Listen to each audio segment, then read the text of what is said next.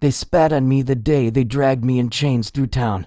I didn't fight back, because deep down I thought maybe they were right. But then I felt her hand small, trembling, and she called me sir. The dust on Main Street clung to my boots as the sheriff shoved me forward, iron cuffs biting into my wrists. Every step toward the gallows platform sounded like a hammer striking wood. The sun was merciless, burning the back of my neck, making the crowd squint and sneer. They had gathered for blood, not justice. Men with cracked lips and sharp eyes. Women clutching children who hid their faces in their skirts. A boy no older than 10 threw a pebble at my leg and shouted, "Savage!" The crowd roared with laughter, and I lowered my head. The sheriff cleared his throat, reading words from a crumpled paper. Murder, theft, outlawry. Each charge spat like nails. None of them completely true. None of them completely false. I had been many things, but in their eyes, I was only one, less than human. I didn't argue. The truth is, I had stopped believing in my own worth a long time ago. Nights alone in the mountains, winters without fire, faces I had driven away out of anger or pride. Maybe I deserved the rope. Then I heard the tap of a cane on wood, soft, deliberate. The crowd shifted, parting with uneasy chuckles. A woman stepped forward, her shawl faded, her eyes clouded white. Blind, she moved slowly, but without hesitation, as if she knew exactly where she was going. Someone shouted, "She can't see the devil she's touching." The crowd laughed, but her face didn't change. She kept moving until she reached me. Her free hand brushed the air, searching, before closing around mine. Her grip was firm, stronger than I expected. For a second, everything, the spitting, the jeers, the sheriff's grim voice faded into silence. "He's not what you say he is," she said. Her voice was calm, steady. The sheriff frowned. "Mum, step back. This man is condemned." But she didn't move. Instead, she squeezed my hand tighter. "I see what you can't." The crowd murmured, unsettled. Some laughed nervously. Others muttered curses. I stood frozen, not sure what to do. I had never been defended, never been called anything but outlaw, thief, savage. And now a blind woman stood beside me, as if she could see something worth saving. For the first time in years, I felt the iron cuffs heavy in a different way, not as punishment, but as proof that someone believed I could still be more than this. The sheriff gestured for the deputies to pull her away, but she didn't let go. Her hand clung to mine, and her words rang louder than any accusation. "You spit on him," she said to the crowd. "But I see a man." The murmurs grew restless. The rope dangled in front of me, swaying in the hot wind, and for the first time, I wasn't sure it would find my neck. The sheriff's jaw tightened. He gave the deputies a sharp nod, and 2 of them stepped forward to pry her hand from mine. But she didn't flinch, didn't even turn her clouded eyes toward them. Her grip stayed locked, as if she'd been holding my hand for years instead of seconds. "She's mad," someone muttered from the crowd. Another voice followed. "Blind fool can't see who she's defending." The whispers thickened, turning into curses and laughter. I had felt the sting of words before, but hearing them aimed at her, this stranger who had done nothing but stand beside me, made my chest tighten. The deputies finally pulled her back a step, but she didn't release me. Her shawl slipped, showing thin arms, bruised at the wrist like she had been grabbed too many times before. My eyes caught the marks, and for the first time in years, I felt anger burn not at myself, but at someone else. The sheriff raised his hand to silence the crowd. "This woman's got no say in law. Justice will be done." Justice, that word, nearly made me laugh. There had been no justice in these parts for a long time, only fear, gossip, and quick judgments. But before I could speak, she raised her chin and said, "I know his voice. He's not lying." The murmur of the crowd shifted. Some faces hardened with ridicule, others softened in confusion. A boy tugged on his mother's sleeve and asked, "Why is she with him?" The mother yanked him close, hissing, "Because she's cursed too." A stone flew from the edge of the crowd. It struck my shoulder, but I barely felt it. The second one hit her. She staggered, catching herself with her cane, but didn't cry out. My stomach knotted. I had taken beatings before, but watching her blind, defenseless, made me wish my hands weren't bound enough. the sheriff barked. But his voice lacked force. The people wanted a spectacle, and they were hungry for more. The blind woman straightened. Her lip trembled, but her voice held steady. "You think you see truth," she said, turning her white eyes toward the crowd. "But truth isn't in your eyes, it's here." She pressed her free hand to her chest. The crowd fell quiet again, uneasy. Some looked away, others scowled harder. I realized then her words weren't for me. They were for them. She was holding up a mirror none of them wanted to face. The sheriff cleared his throat, breaking the silence. "By sundown, he hangs. Take her back to her kin before she stirs more trouble." But when the deputies tried to lead her away, she clutched my wrist, iron cuff and all. "I'll walk with him," she said firmly. Gasps rippled through the gathering. The sheriff hesitated, then spat in the dust. "Fine, let her. She'll regret it when the rope tightens." As they pushed me forward, she stayed by my side, her cane tapping in rhythm with my steps. The crowd parted reluctantly, their stares sharp as knives out, and for the first time in years, I wasn't walking alone. They locked me in the small holding room behind the saloon, a place that smelled of rot gut whiskey and damp wood. My wrists were chained to a post in the floor. I had been here before, years back, when a drunken fight had nearly cost me more than just a tooth. Back then, nobody had spoken for me. This time, she was there. The blind woman sat on a rough stool in the corner, cane across her knees, shawl pulled tight. The deputies had let her stay, thinking she would bring no trouble. Maybe they thought her presence would shame me further. For a long time, we didn't speak. The silence was thick, heavy with the scrape of boots outside, the muffled laughter of men drinking in the saloon next door.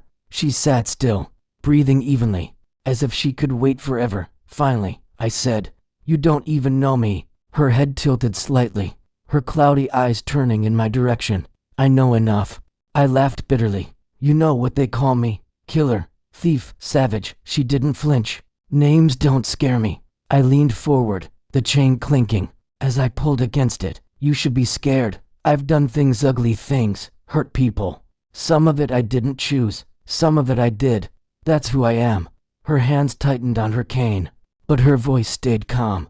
"And yet, when the stone struck me, you flinched. Your body tensed as if you felt it yourself." I said nothing. "You want them to think you're beyond saving," she continued softly. "But you're not." Her words hit harder than the stones outside. Nobody had spoken to me that way in years. I wanted to argue, to push her away with the weight of my sins, but I couldn't. Instead, my chest tightened, and I whispered, "I wasn't enough.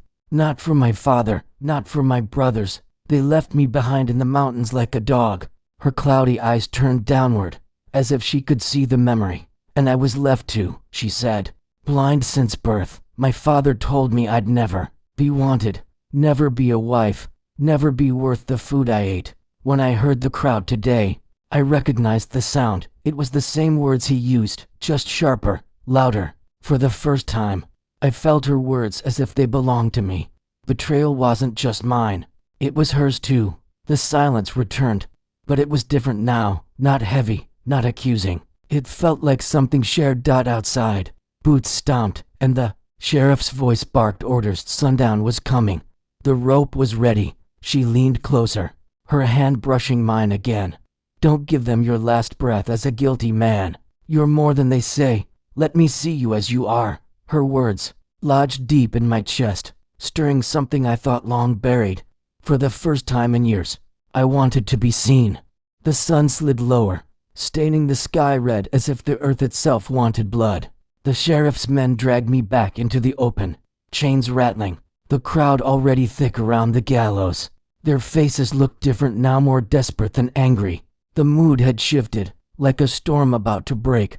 The blind woman walked beside me, her cane steady against the boards, her hand brushing my arm whenever I stumbled.